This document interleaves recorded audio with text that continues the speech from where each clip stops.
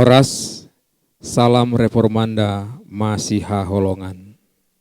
Renungan kita pada hari ini, Kamis 6 Mei 2021, diambil dari Yohanes 3 ayat 17. Demikian firman Allah, sebab Allah mengutus anaknya ke dalam dunia bukan untuk menghakimi dunia, melainkan untuk menyelamatkannya oleh Dia. Judul kita pada renungan pada hari ini, diutus untuk menyelamatkan. Saudara-saudara, sekali waktu seorang jemaat bertanya kepada pendetanya. Katanya, "Bapak pendeta, setelah mendengar khotbah Bapak selama ini, saya terkesan ada perbedaan menyolok antara Allah Bapa dan anaknya Yesus Kristus. Nampaknya Allah Bapa seperti orang yang kejam, yang hanya menuntut belaka dan pendendam serta berupaya untuk menghukum manusia. Sedangkan Yesus Kristus sang anak Allah penuh dengan kasih dan penyayang yang selalu membujuk Bapaknya untuk menyelamatkan manusia." Memang apa yang disampaikan jemaat ini tidaklah benar dan tidak berdasarkan firman Tuhan.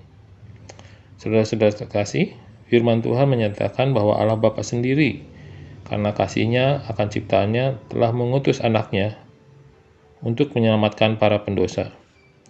Juga ketika kita melihat sejarah keselamatan yang dilakukan Allah, maka kita akan tahu bahwa Allah mengutus utusannya untuk keselamatan. Tuhan Allah mengutus Musa untuk membebaskan orang Israel dari perbudakan Mesir. Demikian juga Dia mengutus para nabi, agar orang-orang bertobat dari dosa mereka, agar mereka dapat diselamatkan dari kehancuran. Itu ada dalam 2 Raja-Raja 17 ayat 13. Saudara-saudara terkasih, Tuhan Allah mengutus hamba-Nya ke dunia, bahkan anak tunggalnya, untuk menyelamatkan dari penghakiman. Itulah sangat penting. Sehingga gereja mengenal panggilannya dalam kata misi. Kata misi berasal dari kata kerja Latin yaitu mission, yang berarti mengirim. Ketika gereja mengirim penginjil dan misionaris untuk memberitakan Injil, ini meniru Allah Bapa yang mengutus anaknya sendiri. Gereja juga mengutus para pemberita Injil ke seluruh dunia untuk memenuhi perintah Yesus. Pertama, Bapa mengutus Yesus untuk menyelamatkan orang berdosa, dan sekarang Kristus mengutus umat-Nya untuk membawa firman keselamatan kepada mereka yang belum mendengar tentang Dia.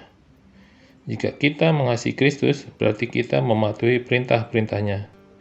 Salah satu perintahnya adalah panggilan misi dunia. Kita tidak perlu takut. Pertentangan apapun yang mungkin muncul ketika kita pergi karena sewaktu kita mengikuti Yesus, kita dapat diyakinkan bahwa Dia telah meminta Bapa untuk mengutus Roh Kudus untuk pergi bersama kehadirannya, meyakinkan kita bahwa tugas misi bukannya tidak mungkin. Namun, tidak semua dari kita dipanggil untuk menjadi misionaris penuh waktu, tapi kita semua dipanggil untuk terlibat dalam misi.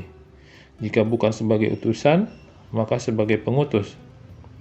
Sudahkah kita memahami sepenuhnya pentingnya misi untuk dunia bagi rencana Allah?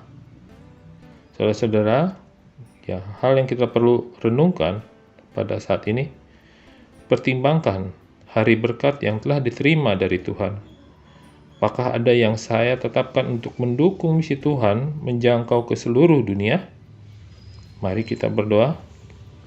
Ya Tuhan, kami bersyukur Engkau telah mengutus anak-Mu ke dunia untuk menyelamatkan kami para pendosa.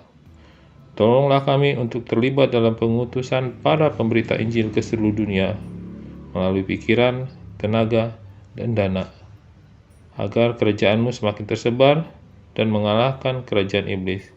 Di dalam Kristus kami berdoa. Anugerah Tuhan Yesus Kristus, kasih Allah Bapa, dan persekutuan Roh Kudus, itulah yang menyertai kita sekarang sampai selama-lamanya. Amin. Demikian renungan kita pagi ini.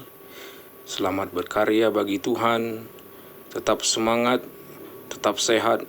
Salam Reformanda, Masiha Holongan.